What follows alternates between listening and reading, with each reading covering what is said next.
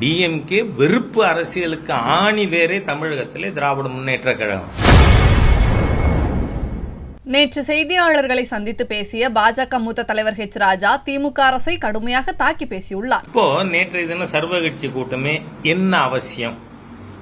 ஏனென்றால் மொழி கொள்கையிலே உங்களுடைய இரட்டை வேடத்தை மக்கள் புரிந்து கொள்ள துவங்கிவிட்டார்கள்.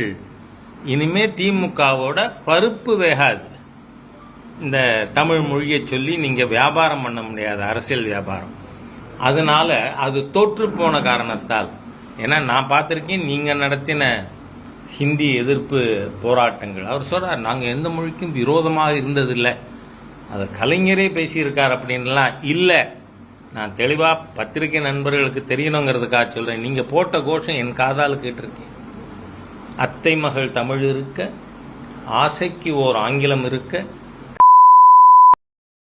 இதுதானே நீங்க போட்ட கோஷம். அது மாத்திரமா?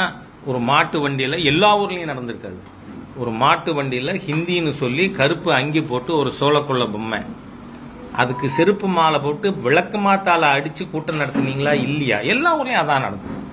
டிஎம்கே வெறுப்பு அரசியலுக்கு ஆணி வேரே தமிழகத்திலே திராவிட முன்னேற்ற கழகம். ஆகவே நீங்கள் அந்த மாதிரி செஞ்சுட்டு அன்னைக்கு நீங்க இந்த குற்றம் பண்ணல. என்னது? சிபிஎஸ்இ ஸ்கூல் நடத்தி ஹிந்தி சமஸ்கிருதம் சொல்லி கொடுக்கிற தப்பு அன்னைக்கு பண்ணல. அதனால உங்க பேச்சு எடுபட்டு. ஆனால் இன்னைக்கு இட் இஸ் நாட் 65. திருப்பி முதலமைச்சர் சொல்ற ஐ சேலஞ்ச் ஹிம். 65 மீண்டுமா அவங்க கொண்டு வாங்க. இன்றைய தினம் நீங்க பாத்தீங்கன்னா கிராமத்தில் இருக்கின்ற மக்கள் கூட ஏன் அரசு பள்ளி மாணவர்களுக்கு அதை தடுக்க வேண்டும்? ஏன்னா இன்னைக்கு அதிகமான மாணவர்கள் படிக்கிறது எதுல? 56 லட்சம் பேர் தனியார் பள்ளிக்கூடங்கள்ல படிக்கிறாங்க, 52 லட்சம் பேர் அரசு பள்ளியில படிக்கிறாங்க. இப்பவே அரசு பள்ளியில் படிக்கும் மாணவர்களோட எண்ணிக்கை சுருங்கி கொண்டே வருகிறது.